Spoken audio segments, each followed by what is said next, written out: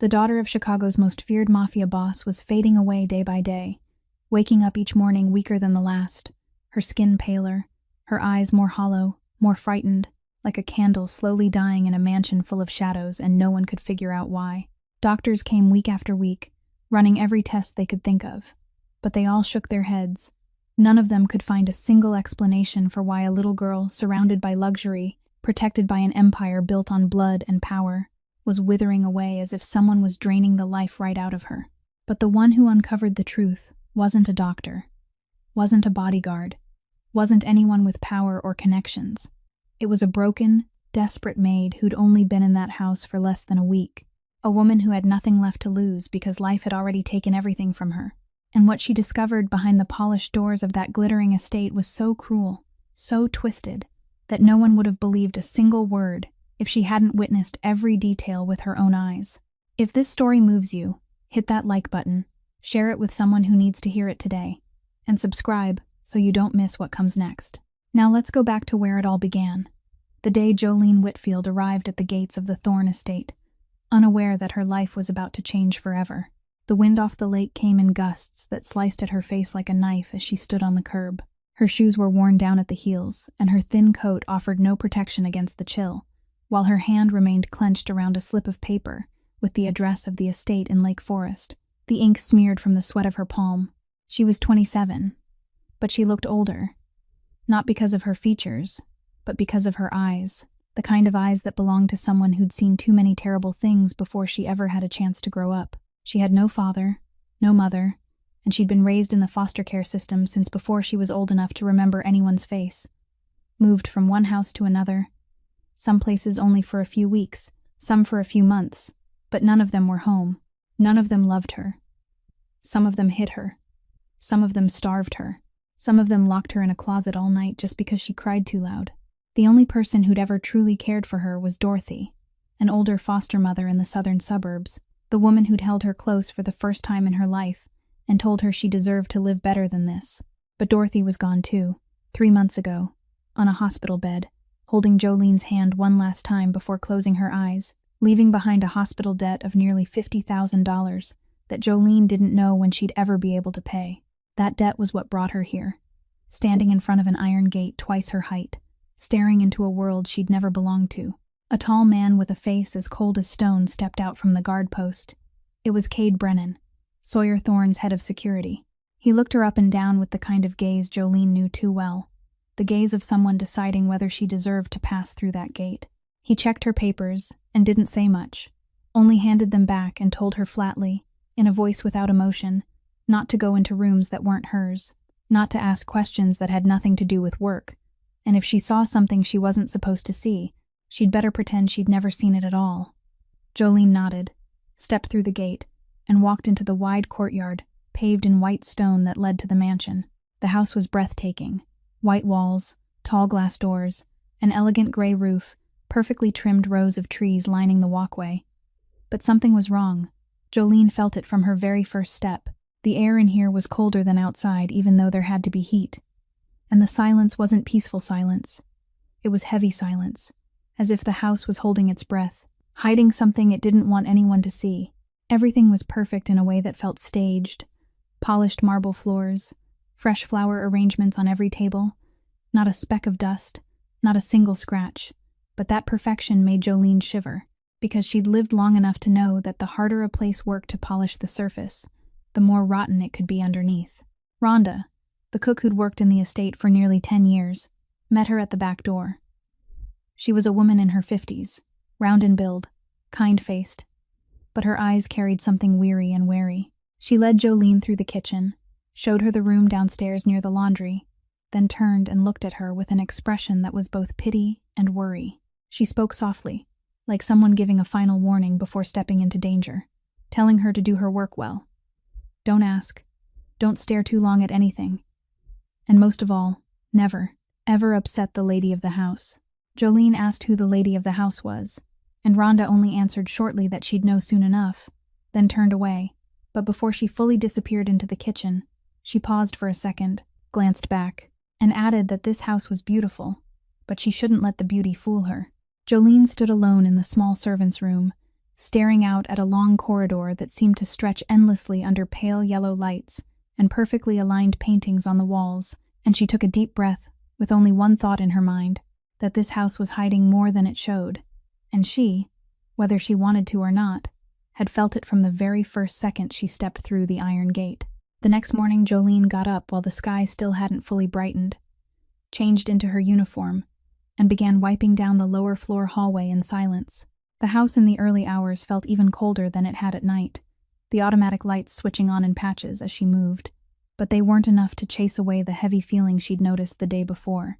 She was polishing the stair railing when she heard a faint cough from upstairs, a weak little sound as if whoever was coughing didn't have enough strength left to finish the cough all the way. Jolene looked up and saw a little girl standing at the top of the stairs, one hand gripping the banister, the other clutching an old teddy bear with worn stuffing and one missing eye. It was Bria. Jolene knew it instantly, even though no one had introduced her, because Rhonda had mentioned yesterday that Mr. Thorne had a young daughter in the house. But no description could have prepared her for what she was seeing now. Bria was 8, but she looked 6, so thin her shoulder bones pushed up under the fabric, her skin pale almost to the point of translucence, dark circles heavy beneath big eyes that should have been bright at that age but now held only exhaustion and fear. She wore an expensive pale gray velvet dress, but it hung loose on her small body, the fabric sliding off one shoulder, the waistline slack as if the dress had been bought for a different child, larger, or as if this child had lost far too much weight since the first time she'd worn it. Bria came down one step at a time, slowly and carefully, each movement trembling slightly as if her legs didn't have enough strength anymore. Jolene lowered her cloth, stepped closer, and said gently, "Good morning, sweetheart. Let me help you down."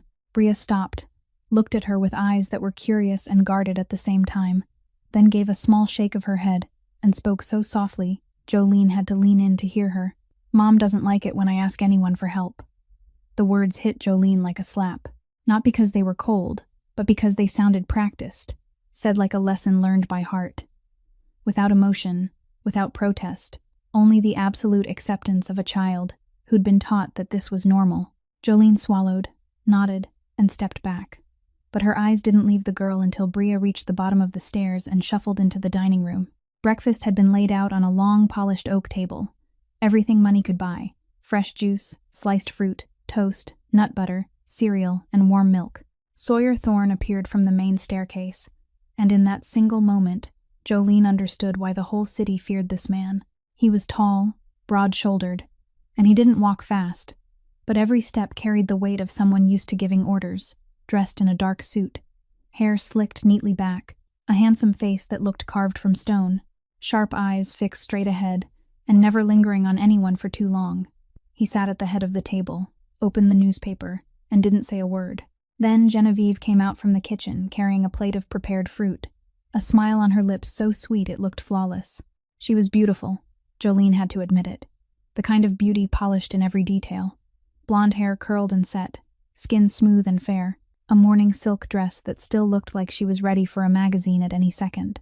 Genevieve set the plate in front of Bria, stroked the girl's hair lightly, and said in a gentle voice, "Eat, sweetheart. You need to get your strength back, remember." Everything looked like a perfect portrait of a model family, but Jolene was standing near the china cabinet, pretending to rearrange dishes, and from the corner of her eye, she saw what others didn't. When Genevieve turned to look at Bria, in the brief instant before her smile fully returned to her mouth, her eyes were cold as steel. No love, no softness, only control and something close to disgust, hidden carefully beneath lipstick and expensive perfume. Bria sat in front of the food and didn't eat, only stirred her spoon through the cereal, eyes lowered, her small body folded in on itself on a chair that was too big. Genevieve shot her a quick glance, just one glance, but Jolene caught it. It was a warning look, the kind of look no 8-year-old should ever have to receive from anyone. Bria seemed to understand the signal. She lifted the spoon to her mouth but didn't really swallow, only touched it to her lips and set it down again, repeating the motion like a small actress already far too familiar with her role. Sawyer folded the newspaper, stood up, leaned in to kiss his daughter's forehead, and said in a voice Jolene hadn't expected to be so soft, "I'm going to work. Be good, my girl." Then he kissed Genevieve's cheek lightly, pulled on his coat, and walked out the door where Cade was already waiting beside a gleaming black armored car parked right outside the steps. The door closed, The engine sound faded, and the house sank into silence. Genevieve stood, and the smile disappeared from her mouth almost immediately. She looked at Bria's plate, still nearly untouched, then turned away without a word, leaving the child sitting alone at that long, endless table. Jolene stood behind the cabinet, still holding her cleaning cloth, but in her mind the questions had begun to rise, stacking on top of each other, heavy and impossible to ignore. Why was the child so thin? Why was she afraid to eat? Why were the stepmother's eyes so cold? And why, in a house that had everything, did the only child look like she was slowly dying? That afternoon, Jolene was assigned to clean the upstairs bedrooms, and she pushed her cart down the silent hallway, the wheels rolling over the soft carpet without making a sound. Yet that very silence made every other noise sharper than it had any right to be.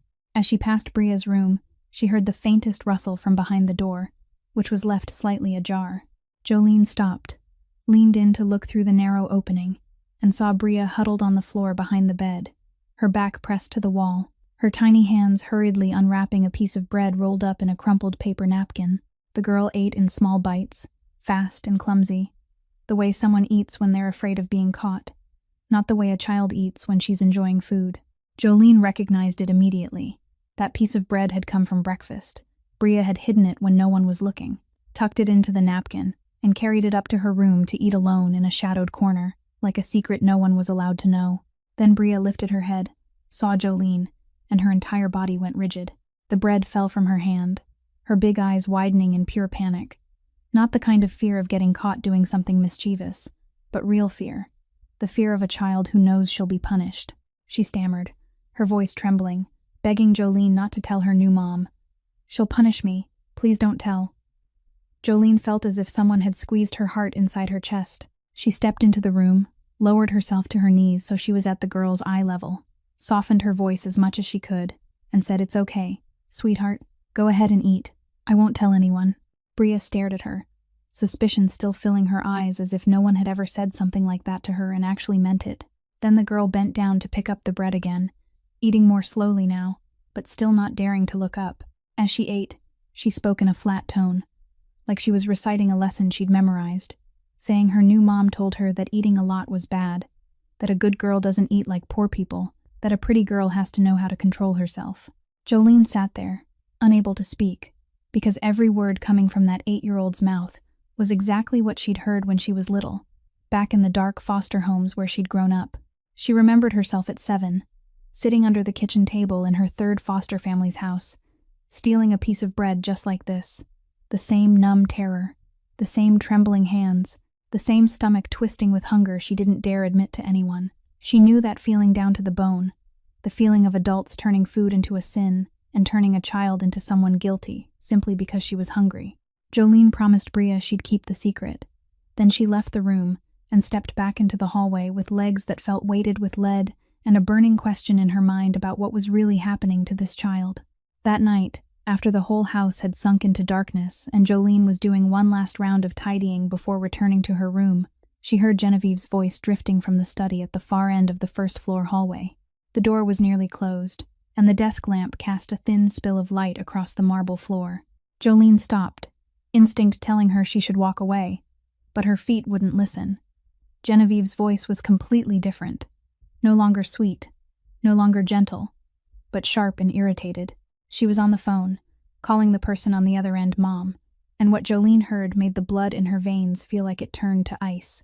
Genevieve said Sawyer was blind, that he believed everything she told him, that she couldn't keep taking care of a miserable little brat who kept reminding him of his dead wife, that the girl had to change, or everything would be ruined.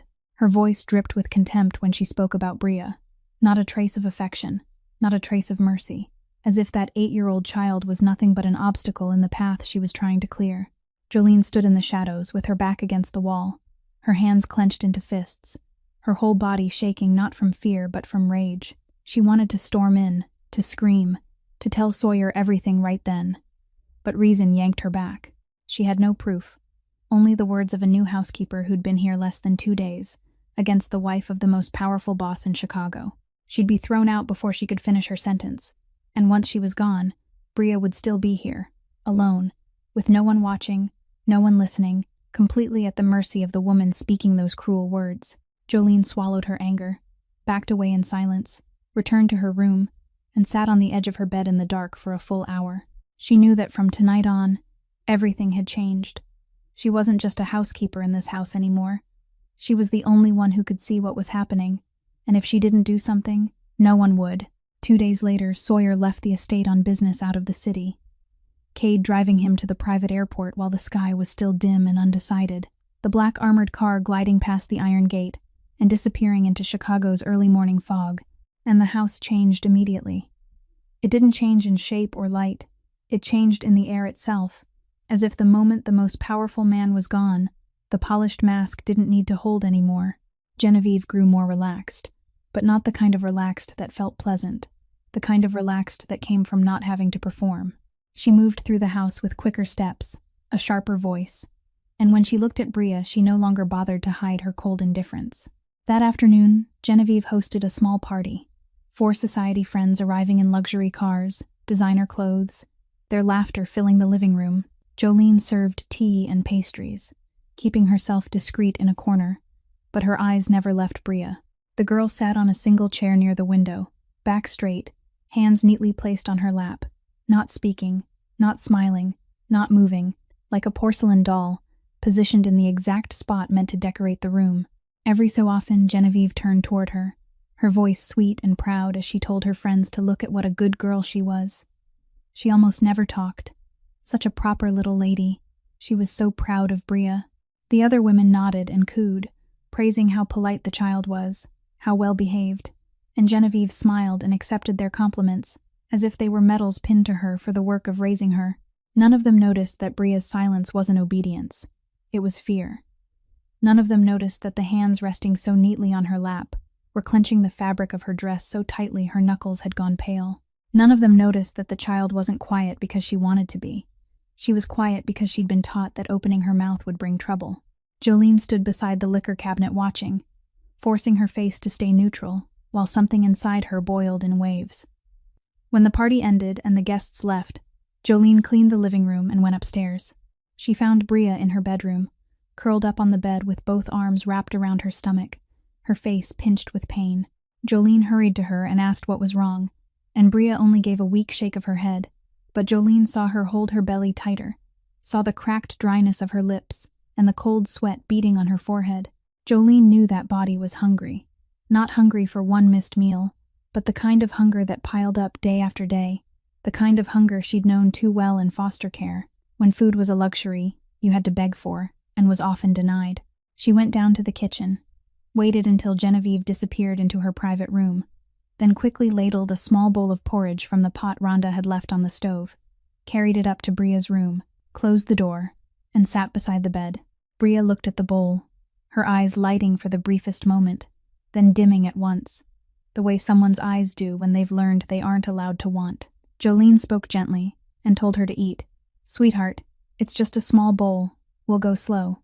Bria sat up, took the spoon, lifted one bite to her mouth, then a second, then a third, and stopped. She set the spoon down and looked at Jolene with eyes no 8-year-old should have, eyes too old and full of guilt, and said she couldn't eat anymore because her new mom said if she got fat, Dad wouldn't think she was pretty anymore, just like Dad didn't think her old mom was pretty anymore.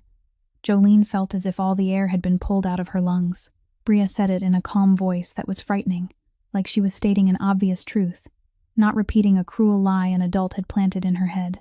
Jolene wanted to say it wasn't true, that her father loved her, whether she was thin or heavy, but her throat closed up, and all she could do was nod, stroke the girl's hair, and tell her she could eat as much or as little as she wanted. No one was going to blame her. When Jolene carried the bowl, still nearly full, back down to the kitchen, Rhonda stood by the sink watching her. Her eyes weren't surprised, weren't angry. They held only the exhaustion of someone who'd known for too long and hadn't dared to speak. Rhonda shook her head slowly and said in a low voice, just loud enough for the two of them, "I know what you're thinking, but don't get involved. The last person who asked too many questions in this house was thrown out in a single night, blackmailed into silence by the lady's lies, and no one's seen her since."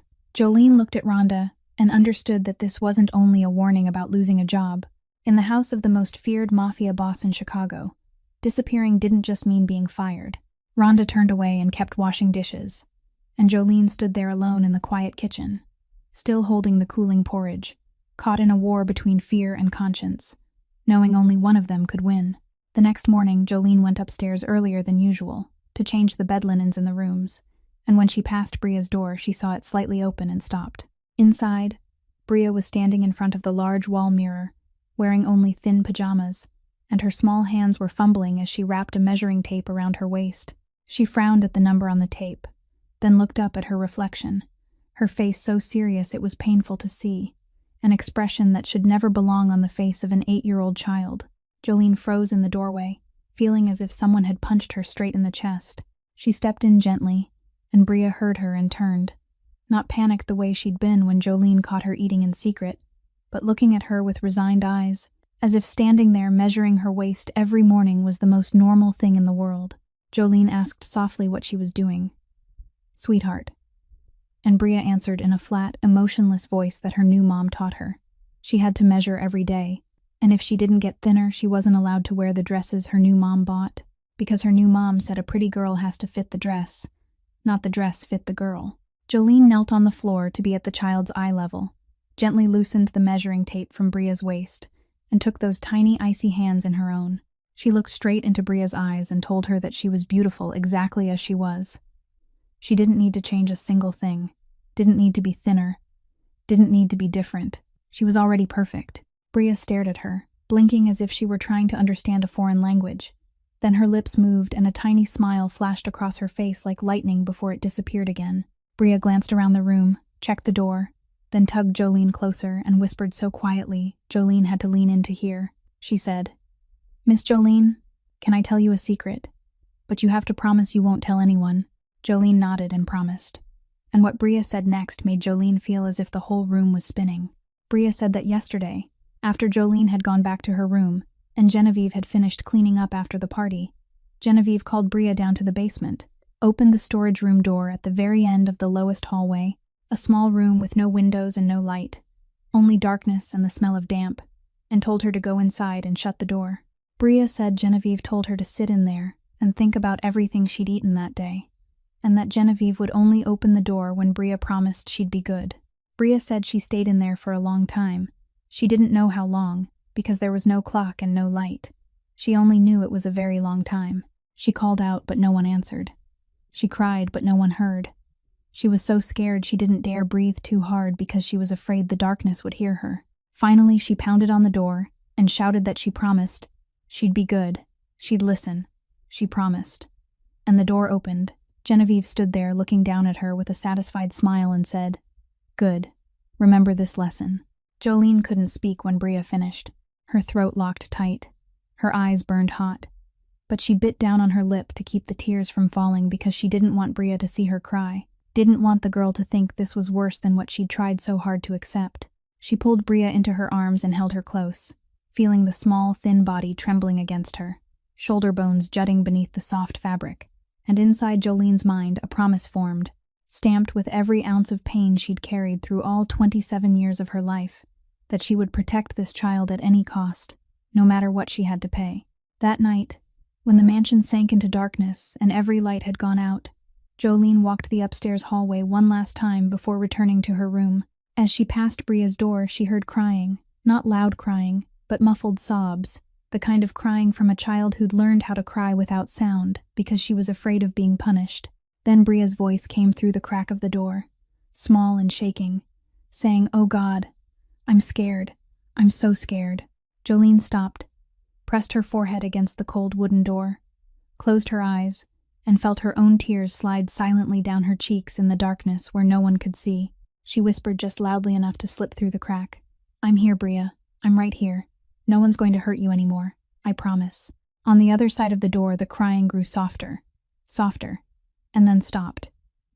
Maybe the girl fell asleep from exhaustion, or maybe she heard Jolene and believed her, even if only a little. Jolene stayed there for a long time, her forehead still against the door, and in the darkness of a $1 million mansion in the richest suburbs of Chicago, a promise had been spoken, light as breath but heavy as an entire life, and that promise would be the beginning of everything that was about to happen. Sawyer Thorne came back on the third night, without warning, without any loud commotion, only the sound of the iron gate opening close to midnight and the headlights of the armored car sweeping across the front yard before cutting out. Jolene was mopping the first-floor hallway when she heard the front door open. She didn't have time to slip away, and there was nowhere to go even if she did. And when she turned, Sawyer was right there, less than 3 steps from her, standing in the darkness, lit only by a weak strip of light spilling out from the living room. He looked at her with the same sharp, cold eyes she'd seen at breakfast the other day. But from this close, that gaze carried twice the weight, the gaze of a man used to judging everything in seconds and deciding whether it lived or died. In a low voice without emotion, he asked who she was and why she was still here at this hour. Jolene felt her heart pounding so hard she could hear it in her ears, her hand gripping the mop handle, but her voice stayed calm when she answered. She told him she was the new housekeeper. She was finishing up before turning in. Sawyer didn't say anything else, but he didn't walk away either. He watched her for a few more seconds. The kind of look Jolene knew meant he was searching for something. Fear, flattery, the trembling he was used to seeing in everyone around him, but he didn't find it in her. Jolene looked back, not challenging him, but not dropping her gaze either, and she saw something shift in those cold eyes. Not softness, but curiosity, the curiosity of someone who hadn't met a person willing to look him in the eye in a long time. Behind Sawyer, in the hallway shadows, Cade stood as still as a shade, his eyes on Jolene too, but with something different in them. The look of a man who recognized this woman wasn't like any housekeeper who'd passed through this house before. Sawyer finally stepped past her and went up the stairs without another word, Cade following, and Jolene remained alone in the hallway, loosening a hand she hadn't realized she'd clenched until her knuckles went white. She meant to return to her room, but her feet stopped when she heard Sawyer's steps turn, not toward the master bedroom, but in another direction, toward Bria's room. Jolene followed quietly, stopping at an upstairs corner, watching from the darkness. Sawyer opened his daughter's door without a sound, stepped inside, and sat on the edge of the bed. Bria was asleep, curled beneath the blanket, the one-eyed teddy bear tucked in her arms. Sawyer sat there without speaking, only lifting a hand to smooth the thin, messy hair on his daughter's head, and in that moment his face changed completely. The coldness vanished, the hard lines seemed to soften, and on the face of the most feared Mafia boss in Chicago there was only pain, the silent pain of a father who knows his child isn't well, but doesn't understand why, and doesn't know what to do. He sat beside her for a long time, wordless, then bent to press the lightest kiss to Bria's forehead before standing and walking out. Jolene slipped deeper into the shadows before he could see her, but what she'd just witnessed changed something inside her. Beneath the monster mask the whole city feared, there was a father in pain who didn't know how to love the right way, a man strong enough to crush anyone, yet helpless in the face of his own daughter's suffering. The next morning at the breakfast table, Jolene watched a scene that made her understand why Sawyer remained blind. He sat across from Genevieve, his face still cold, but his voice slightly softer than usual as he asked what the doctor had said about Bria, whether she was getting better, because he thought she still looked far too thin. Genevieve set her coffee cup down, tilted her head, and looked at him with eyes full of practiced concern, answering in the gentlest voice that she'd changed the nutritionist, that the new doctor was excellent, and said the girl only needed time, that children at this stage were often picky eaters. There was nothing to worry about. She was taking very good care of her. She spoke without blinking, her voice smooth and convincing, the kind of voice someone has to practice a long time to lie that effortlessly. Sawyer looked at his wife, nodded, and Jolene saw the exact moment he let his doubt go. She saw the worry in his eyes soothed by sweet lies, and he believed her. He chose to believe because believing was easier than facing the truth, because he'd already lost one wife, and he couldn't bear the thought that the second woman he'd trusted was betraying him too. Jolene left the dining room with her hand clenched around her cleaning cloth, and in her mind, one thought was clearer than it had ever been. Sawyer wasn't going to see the truth on his own. He was too hurt to look, too afraid to doubt. And if Bria was going to be saved, Jolene couldn't rely on this father. She would have to find proof herself, proof no one could deny. That afternoon, when Jolene went up to Bria's room to change the bedsheets, the girl was sitting on the bed with her teddy bear in her arms, staring out the window with a tiredness no child should ever have to carry.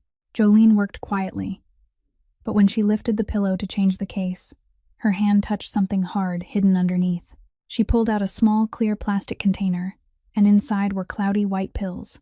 No label, no name, nothing at all that said what they were. Jolene looked at the box, then looked at Bria, and Bria looked back at her without panic this time. Only the weary look of someone far too used to keeping secrets. In a soft little voice, she said her new mom gave them to her so she wouldn't feel hungry. Her new mom said they'd make her light as a bird, and she took them every day when Dad wasn't home. Jolene felt her hands start to shake, not from fear, but from the anger rising deep in her chest, the kind of anger she had to hold down with all her will because she didn't want to scare Bria. She asked how long she'd been taking them, and Bria thought for a moment before saying since Dad married her new mom. At first it was only a little, but now it was more, some days twice. Jolene slid the container back under the pillow exactly where it had been, smoothed the girl's hair, and told her to rest. Then she stepped out of the room with faster footsteps than usual. She knew she needed proof, not a child's words, but something she could hold in her hand, something that could prove it. She waited until early afternoon, when Genevieve went out to meet friends at a restaurant downtown, listened for the sound of her car leaving the gate, and only then did she move, her heart hammering in her chest. Jolene walked down the second-floor hall to Sawyer and Genevieve's master bedroom and opened the door to step inside. The room was large and heavy with expensive perfume, a king-size bed made with crisp white sheets, silk curtains drawn shut, everything arranged in perfect order. She went straight to the vanity, where dozens of perfume bottles, jewelry cases, and cosmetics sat neatly on the glass top. She pulled open the first drawer. Nothing but lipstick and powder. The second drawer, silk scarves and bracelets. The third drawer, set farther back. And there it was, tucked between velvet boxes of jewelry. A small silver metal pill case with a tight lid. No label, identical to the pills Bria hid under her pillow, but with far more inside. Jolene opened it and stared at the neat rows of white tablets, her hand gripping the edge so hard her knuckles went pale. This was proof. The thing she needed. The thing that could show Genevieve was giving an 8-year-old child something no one even knew the name of. She was about to take a few and hide them when a voice came from behind her, gentle but sharp as a blade, asking what she was looking for in my drawer. Jolene went rigid. She turned slowly and saw Genevieve standing in the doorway, arms folded across her chest, one shoulder resting against the frame, a smile on her lips that Jolene had learned to recognize, a smile with no warmth, only venom. She'd come back earlier than expected, or maybe she'd never truly left at all. Maybe she'd only staged her departure to see whether Jolene would make a move. Jolene placed the pill case back into the drawer, forced her voice to sound normal, and said she was only cleaning. Genevieve walked into the room, one slow step at a time, her heels tapping lightly on the wooden floor, her eyes never leaving Jolene. She said, "Cleaning inside my personal drawer," her voice still sweet, but every word landed heavy as stone. Then she stopped less than 2 steps away, tilted her head, and in a lower voice said Jolene should understand that in this house, curious people tend to disappear, and no one asks where they went. The air in the room thickened. Jolene felt the weight of that threat, not just losing her job, but something darker, something only a mafia boss's house could hold. But in her mind, the image of Bria huddled and eating stolen bread, the image of her measuring her waist in the mirror, the image of her crying in the dark and whispering that she was scared, all of it stacked together and became something stronger than fear. Jolene looked straight into Genevieve's eyes, didn't bow, didn't step back, and answered steadily that she knew her place. Her place was to protect those who couldn't protect themselves. The smile on Genevieve's mouth froze. For a brief moment, the sweet mask slipped, and Jolene saw the real face underneath, cold, ruthless, and dangerous. The two women faced each other in silence, neither saying another word, but both understanding that from this moment on, the war had officially begun. Genevieve turned first, and walked out with the same elegant stride she'd use on a runway, but Jolene saw her hand clenched into a fist at her side. Later that afternoon, Jolene saw Genevieve call Cade out to the back porch for a private talk.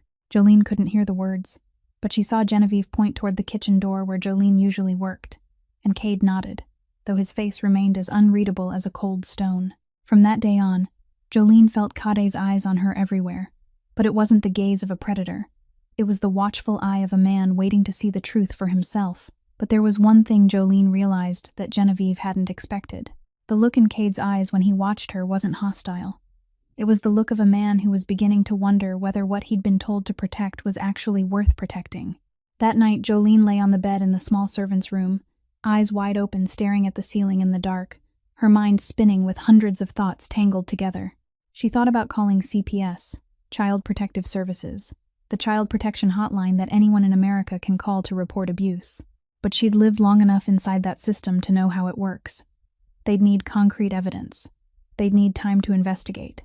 They'd need interviews with the people involved. And in that time, Sawyer Thorne, the Mafia boss with the best legal team in Chicago, would know exactly who made the call, would shut the investigation down before it could even begin, and Jolene would disappear from that house faster than she'd ever walked into it. She remembered what Rhonda had said, that the last person who asked too many questions was thrown out in a single night, and no one had seen her since. She remembered Genevieve saying, "Curious people tend to vanish," and she understood that in this world, the law doesn't always protect the weak, especially when the powerful have enough money and influence to bend it. So she decided she'd gather proof herself, proof so undeniable, no amount of money could erase it, and no lawyer could talk it away. The next morning, Jolene worked as usual, cleaning, organizing, keeping her distance from Genevieve. But her eyes didn't miss a single thing. Around lunchtime, when Sawyer went out again with Cade, Jolene stood in the laundry room next to the kitchen, and through a narrow crack in the door she saw everything. Genevieve stood at the kitchen counter with her back to the dining area where Bria was sitting and waiting. She opened the refrigerator, took out a bottle of milk, poured it into a glass, then reached up to the high shelf and pulled down a small, clear vial with no label, holding a pale yellow liquid. She unscrewed the cap, tilted the vial, and dropped a few drops into the milk, then stirred it with a spoon, quick and smooth, practiced like she'd done it hundreds of times. She set the vial back on the shelf, carried the glass of milk to the table, and said to Bria in a sweet voice to drink it all. "Sweetheart, so when Dad comes home and sees you healthy, he'll be happy." Jolene gripped the doorframe so hard her nails dug into the wood. Everything she'd suspected was now confirmed with her own eyes. She waited until Genevieve went upstairs, then moved fast into the kitchen, leaned close to Bria, and whispered for her not to drink it. "Just pretend. Touch it to your lips and put it back down." Bria looked at her with an understanding far too old for her age, then gave a small nod. She lifted the glass to her mouth, pretended to swallow, then set it down and wiped her lips. When Genevieve came back, the milk looked lower, and Genevieve nodded with satisfaction. Jolene waited until Genevieve left the kitchen again, returned, and poured the milk with the strange substance into a small glass jar she'd prepared ahead of time, sealed it tight, and slipped it into her pocket. She also took the vial of pale yellow liquid from the shelf, poured only a little into another container, then put the original vial back exactly where it had been, all in less than a minute, her hands shaking but her movements precise, because she knew she had one chance, and she couldn't afford to make a mistake. That afternoon, when her shift ended, Jolene left the estate, walked to the bus stop, and rode down to the south side, the part of Chicago where the streets held none of the wealth she'd just stepped away from. She went to a small house at the end of a quiet alley, knocked, and Mr. Gordy Phelps opened the door. He was a retired pharmacist in his 60s, hair white, back slightly bent, but his eyes still bright and sharp. He was known in the neighborhood for always helping people in the community, and Jolene knew him through Dorothy, her foster mother, the woman who used to ask him to check cheap medicine bought on the black market when she couldn't afford prescription drugs. Jolene set the 2 jars on the table and told him briefly what she knew, and Gordy listened without interrupting, his older face shifting from attentive to serious, then to something close to horror. He pulled out his tools, dropped a few drops of the pale yellow liquid onto a glass slide, smelled it, examined it under a magnifier, then sank down into a chair. He said it was an appetite suppressant at a high dose, but it had been mixed with something else that caused nausea and weakness, and a compound like this was dangerous even when adults used it continuously. Giving it to a child every day wasn't anything less than killing her slowly. Jolene sat still with her hands on her lap, feeling the weight settle over her whole body. Gordy looked at her, his voice firmer now, and said this was a criminal act, deliberately giving a child a harmful substance, and she had to report it immediately. Then he picked up a pen and wrote the name of the compound on a sheet of paper, listed the ingredients he could identify and the estimated dosage, and told her to take this to a doctor. They'd confirm it with official testing. Jolene took the paper, folded it carefully, slipped it into her inner pocket, thanked him, and stepped out of the small house. Outside, dusk was falling. the wind off Lake Michigan cutting at her face. But the cold outside was nothing compared to the cold inside her, the cold of someone holding proof that a child was being poisoned every day, and knowing she was the only one who knew. The next morning when Jolene returned to the estate, she felt it immediately. The air had changed. Genevieve stood at the foot of the stairs like she'd been waiting, a coffee cup in her hand, a smile on her lips but not in her eyes. Those eyes tracked Jolene from the moment she stepped in through the back door to the moment she set her bag down in her room and changed into her uniform. All morning Genevieve followed her like a shadow, saying nothing but somehow everywhere. When Jolene cleaned the living room, Genevieve sat on the sofa reading a magazine. When Jolene worked in the kitchen, Genevieve stood at the counter pouring water, her gaze always sliding over Jolene with a cold, measuring look. Early afternoon, while Jolene was changing the dining tablecloth, Genevieve walked up, tilted her head, and in a voice so sweet Jolene could hear the poison underneath, said Jolene looked exhausted and should probably take a day off. Genevieve would tell Mr. Thorne that Jolene needed leave. Jolene should just go home, and she didn't need to come in tomorrow either. Jolene met Genevieve's eyes and understood it wasn't an offer. It was an order. Not concern, but removal. Pushing her away, isolating her from Bria, separating the prey from the only person trying to save her. Jolene wanted to refuse, but she knew pushing back right now would only make Genevieve more alert. So she nodded, thanked her, and turned away. But before she left the house, she found a way upstairs one last time. Bria was sitting on the bed, teddy bear in her arms, and when she saw Jolene in the doorway, her eyes lifted, and Jolene could read the fear there instantly. Not fear of Jolene, but fear that Jolene would leave and never come back, like everyone else. Jolene sat on the edge of the bed, took Bria's hand, and whispered that she had to leave for one day, but she'd come back. Bria should wait for her and not be afraid. Bria tightened her grip, those tiny fingers clinging to Jolene's hand like it was the only thing keeping her afloat, and she asked in a trembling voice for Jolene to promise. Jolene looked into those eyes that had seen too much betrayal and too little kindness, and she said she promised.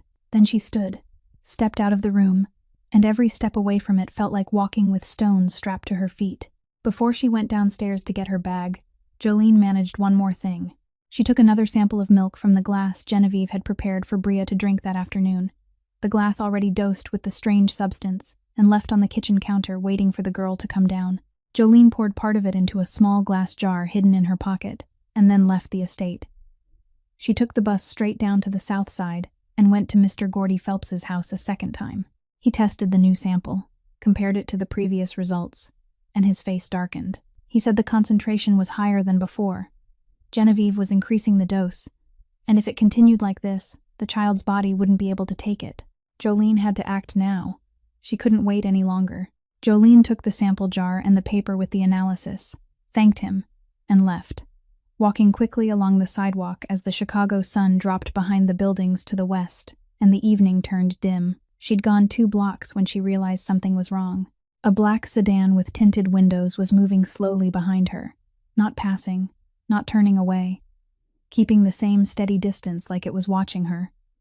Jolene's heart began to pound harder. She turned onto another street. The car turned too. She walked faster. The car matched her speed. She couldn't see anyone inside through the dark glass, but the feeling of being followed was so clear, it raised the hair on the back of her neck. She made a sudden turn into a narrow alley between 2 old buildings, ran past a few trash bins, pressed herself into a dark corner, and held her breath. The black sedan slid past the mouth of the alley, slowed for a second, then continued on, disappearing into the rush of end-of-day traffic. Jolene stood in the dark alley with her back against cold brick, breathing hard, clutching the bag of evidence to her chest. She didn't know who that car belonged to. It could have been Genevieve's people watching her. It could have been Sawyer's men, sent because Genevieve asked them to keep an eye on her. Or it could have been someone else in the underworld network she'd accidentally provoked. She realized she wasn't only facing a cruel stepmother anymore. She was facing an entire system of power where people could disappear without leaving a trace. Fear rose in her, real and specific, no longer vague. Fear for her own life.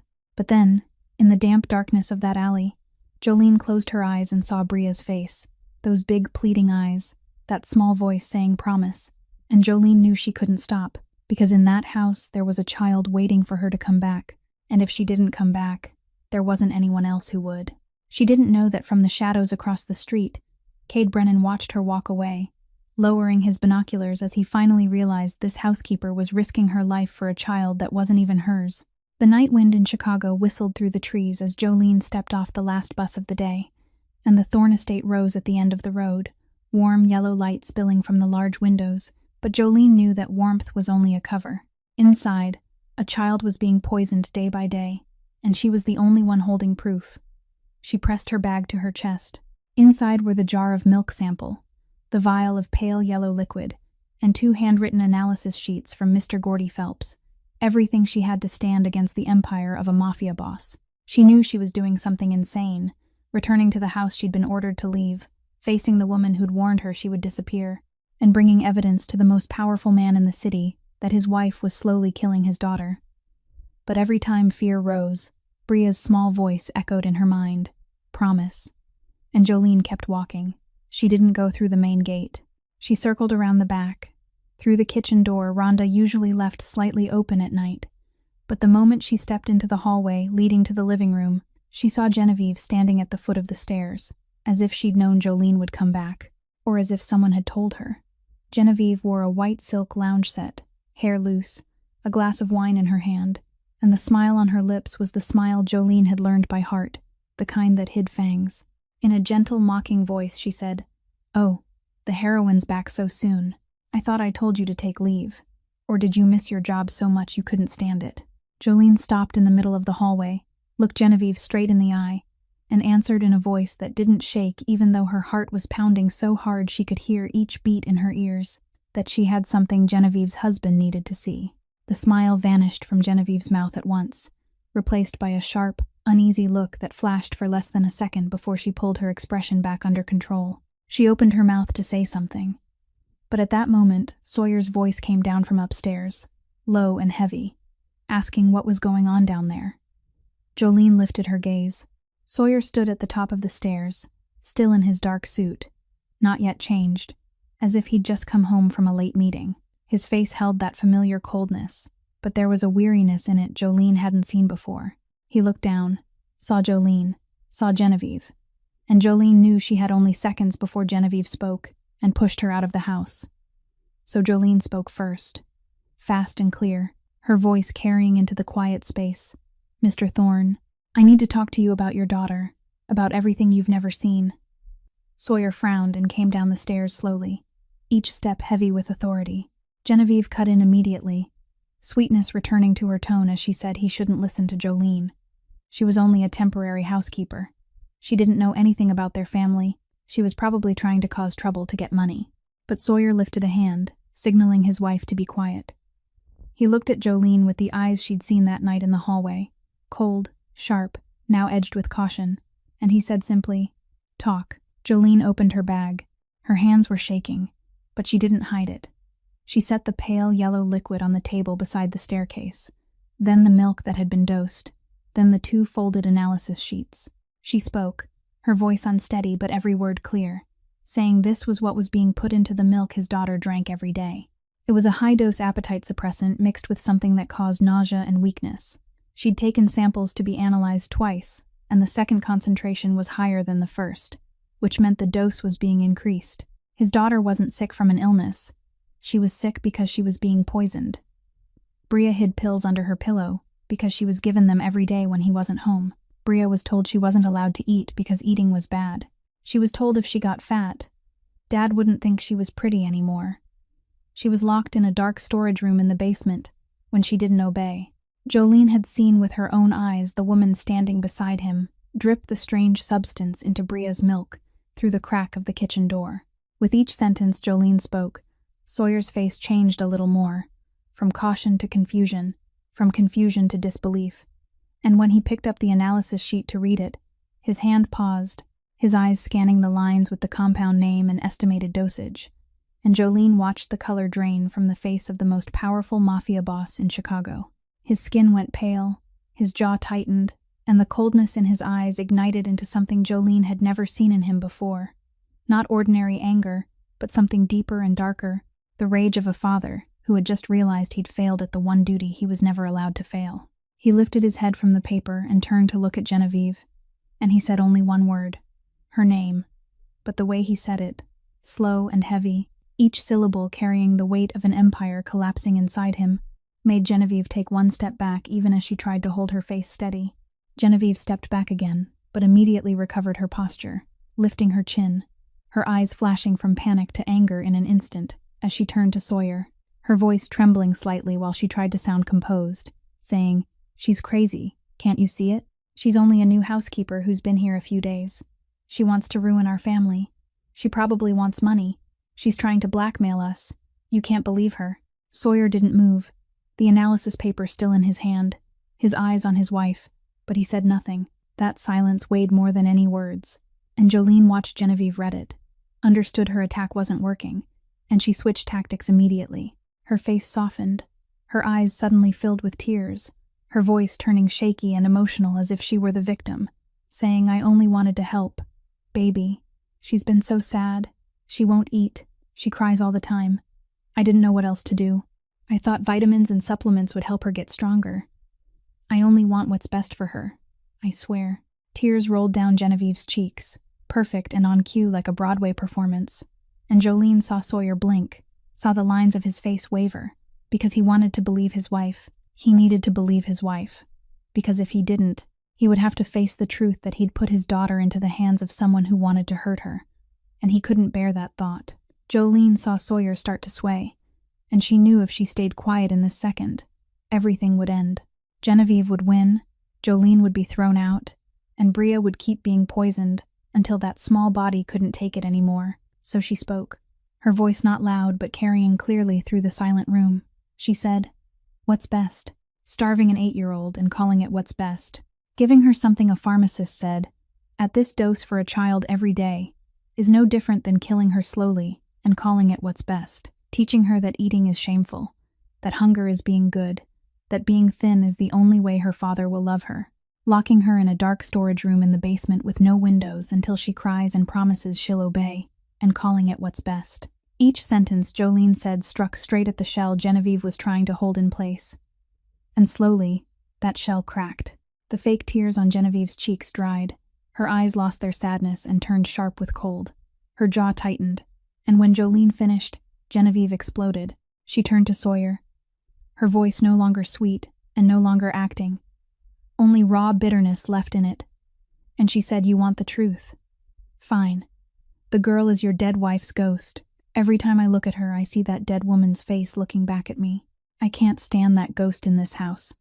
I can't stand you looking at her with the kind of eyes you never look at me with. I just wanted her to disappear. I wanted her to get smaller. I wanted her to fade until you forgot she even existed." The silence afterward ran so deep, Jolene could hear the wall clock ticking somewhere far away. Sawyer stared at his wife. The paper slipped from his hand, and on the face of the man all Chicago feared, Jolene saw something collapse. Not anger, but realization, the late and brutal realization that he'd trusted the wrong person. Then a cry sounded from the top of the stairs. Everyone turned. Bria stood there, bare feet on the cold stone floor, the one-eyed teddy bear fallen by her feet, her eyes red and tears streaming down her thin cheeks. She'd been there for who knows how long, hearing it all, understanding it all with a kind of painful understanding no child should ever have to carry. She looked down at Genevieve and said in a small voice, but each word clear enough to tear a heart in half, "So that's why I hurt all the time, isn't it, Mom? You said it was medicine to make me pretty, but all I feel is pain. I only feel pain and hunger and fear." Genevieve went pale and stumbled back like she'd been hit. Sawyer looked at his daughter, and something finally broke inside him. The wall he'd built for 3 years to keep himself standing after his wife died. That wall fell right there at the foot of the stairs. He rushed forward, dropped to his knees in front of Bria, pulled her into his arms and held her tight. And for the first time, Jolene saw the most feared Mafia boss in the city cry. Not silent tears, but sobs that shook his whole body, shoulders trembling, breath breaking, his face buried in his daughter's thin hair as he whispered in a voice torn apart, "I'm sorry. I'm so sorry, baby." Bria wrapped her arms around his neck and cried too. Father and daughter kneeling on the cold stone floor, holding each other like the world outside had vanished. Then, from the kitchen hallway, a figure appeared. Rhonda stood there with red eyes, her apron still on, fingers worrying the corner of it over and over.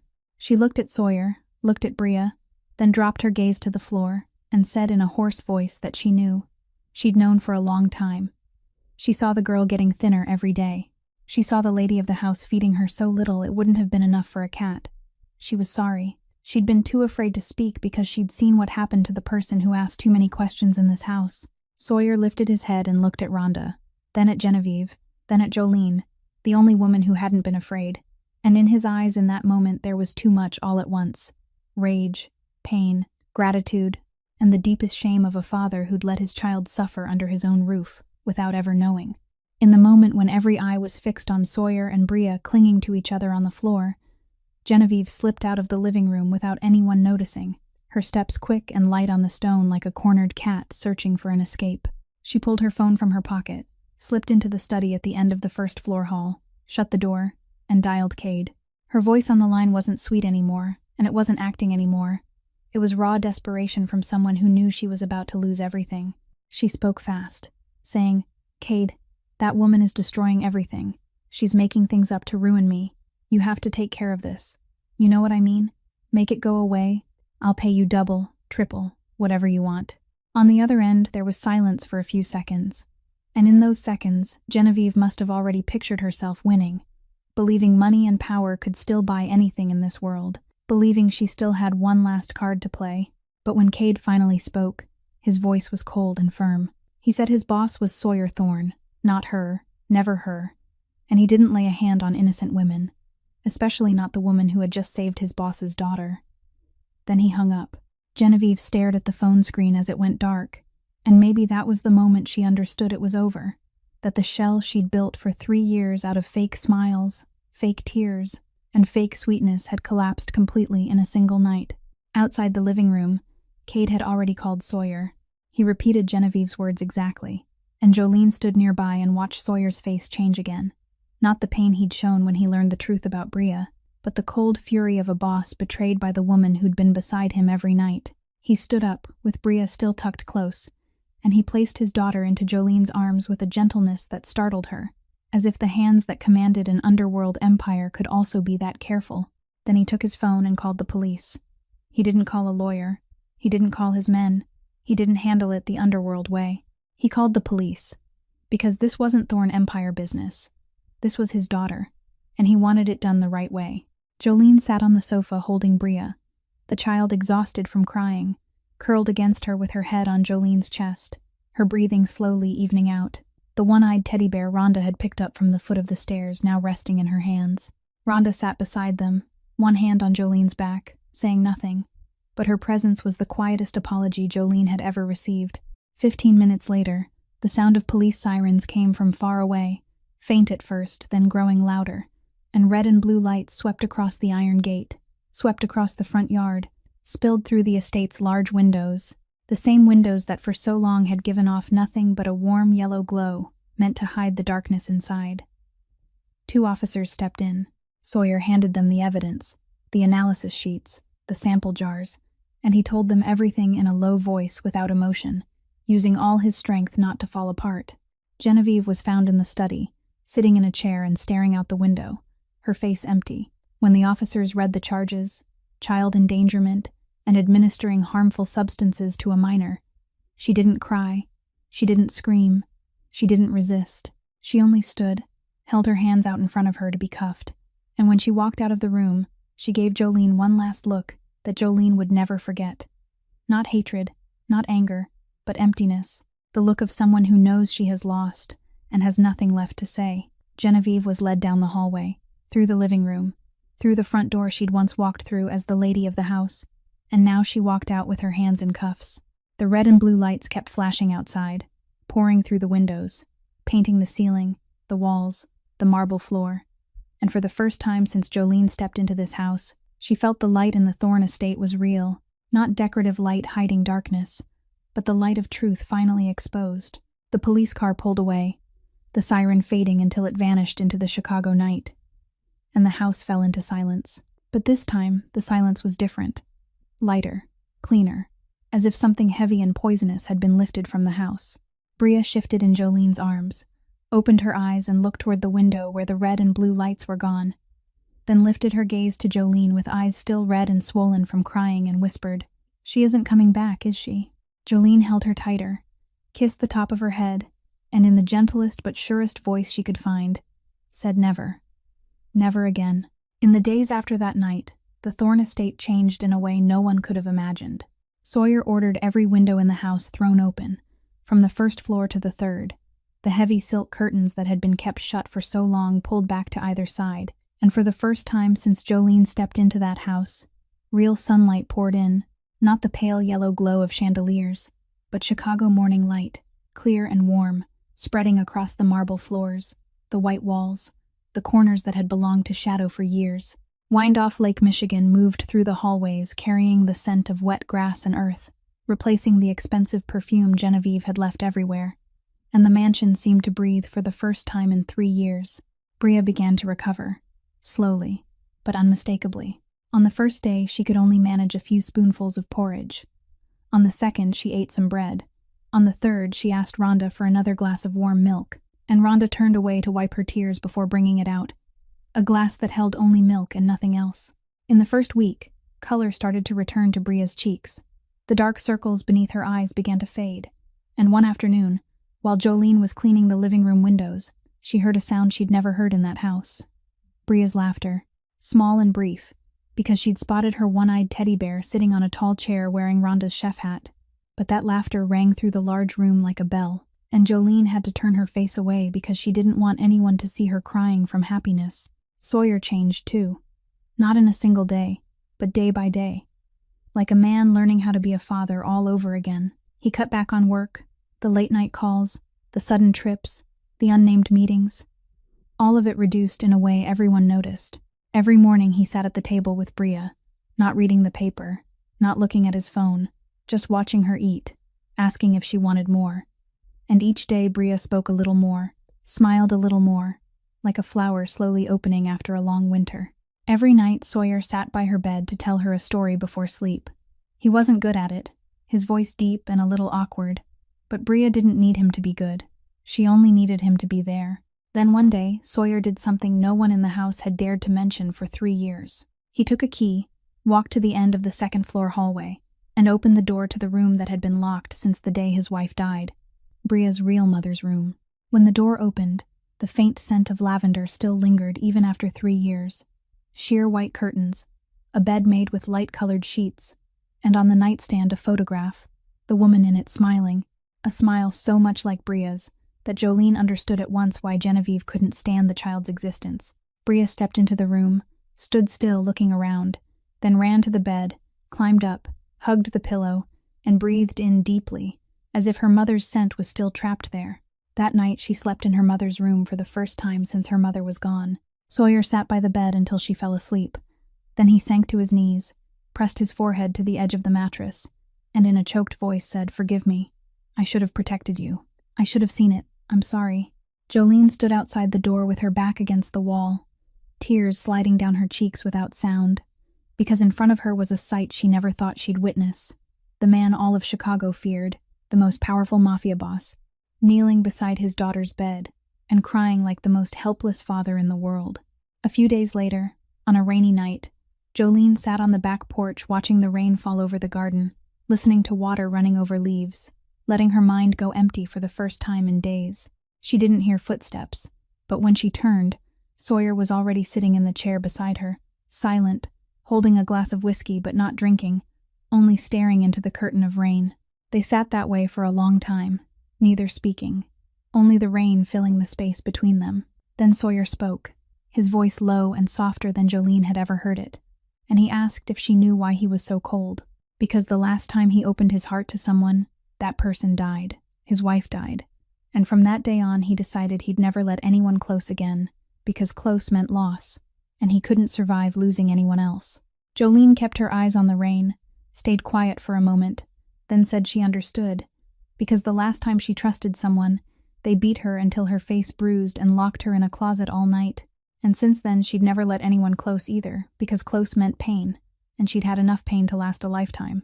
Sawyer turned to look at her, and Jolene turned to look back at him, and in the dim porch light and the endless sound of rain, 2 broken people saw themselves in each other's eyes for the first time. Not a boss and a housekeeper, not the powerful and the weak, only 2 human beings life had shattered. meeting someone who understood that pain without needing it explained. A few months passed, and the mansion in Lake Forest was no longer the place Jolene had walked into in worn-down shoes with fear packed tight in her chest. The house was still enormous, still breathtaking, but now it was alive, truly alive, with laughter echoing down the hallways, with the smell of baked goods drifting up from Rhonda's kitchen all the way to the third floor, with the sound of small feet pattering over wood every morning when Bria woke up and ran downstairs demanding breakfast. Bria was a different child now. Not different because she'd become someone else, but different because she'd finally been allowed to be herself again. Her cheeks were rosy, her big eyes bright and sparkling again, her hair thicker, and her body was no longer the fragile bundle of bones Jolene had once held while holding her breath, afraid she might break. She ran through the garden, played tag with Rhonda, even though Rhonda always complained she was too old to run. She drew pictures and taped them all over her bedroom walls. She ate 2 bowls of porridge every morning and asked for peanut butter toast without lowering her eyes in guilt or looking around in fear of being scolded. At every meal, Jolene sat beside her, turning eating into a game, telling stories about different fruits, telling her food is a hug, it feeds your body and it feeds your soul. And Bria repeated that line every day like a small mantra to replace every poisonous thing Genevieve had planted in her head.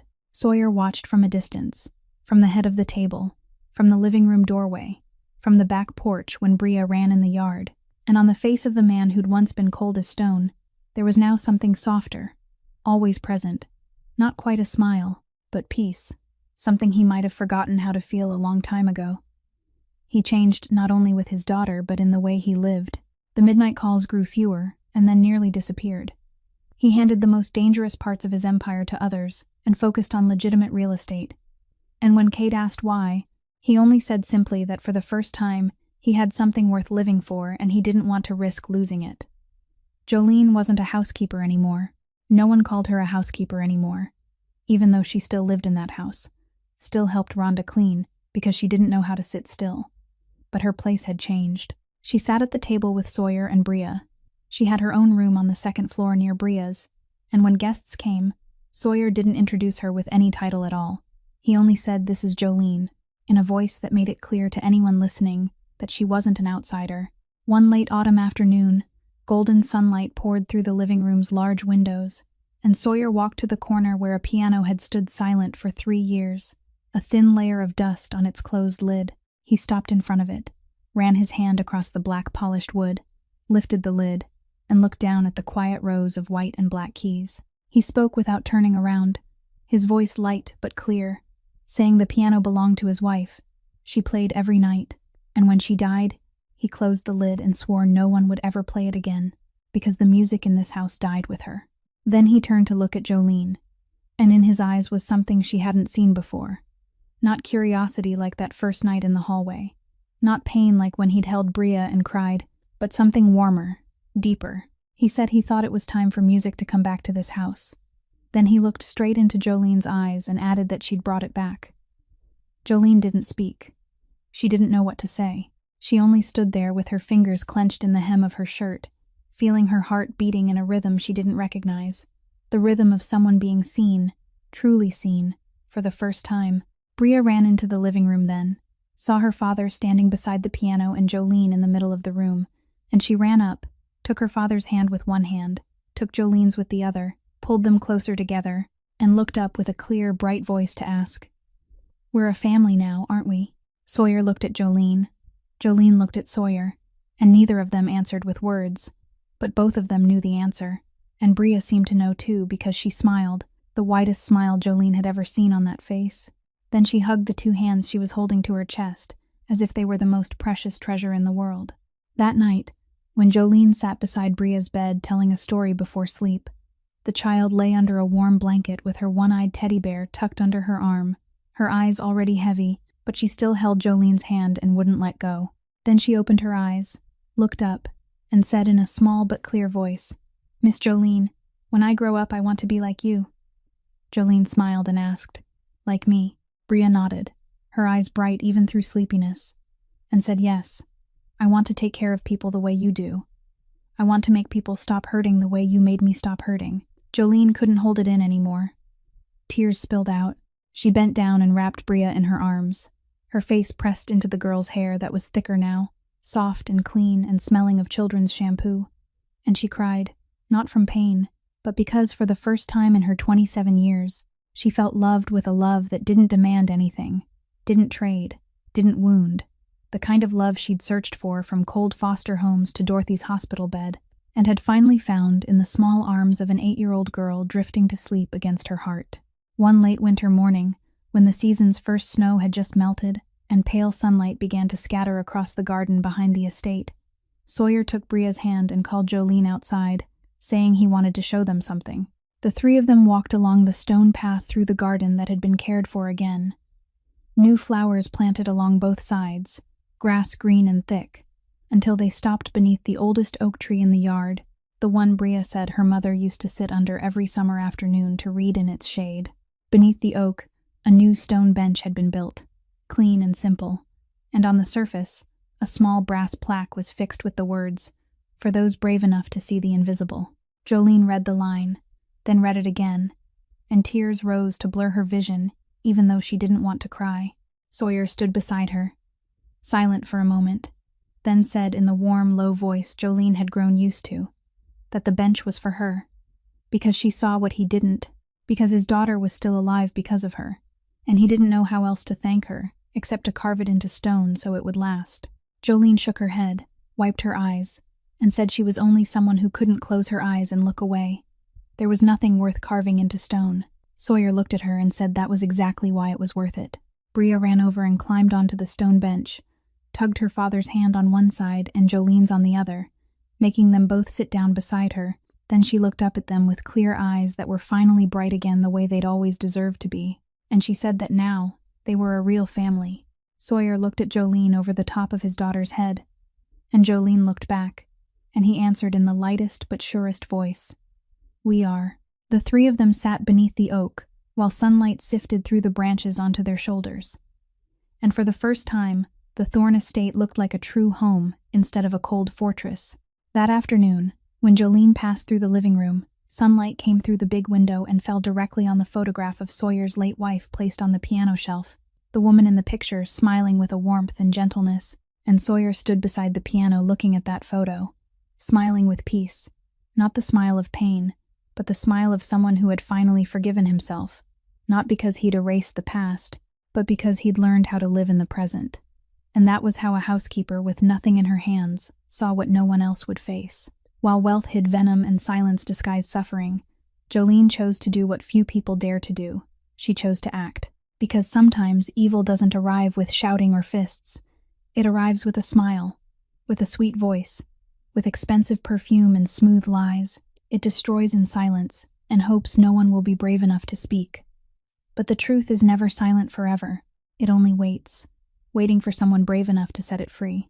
Jolene Whitfield didn't have degrees, didn't have power, didn't have money, didn't have anyone behind her, but she had something no power or fortune in the world can ever buy, a righteous heart.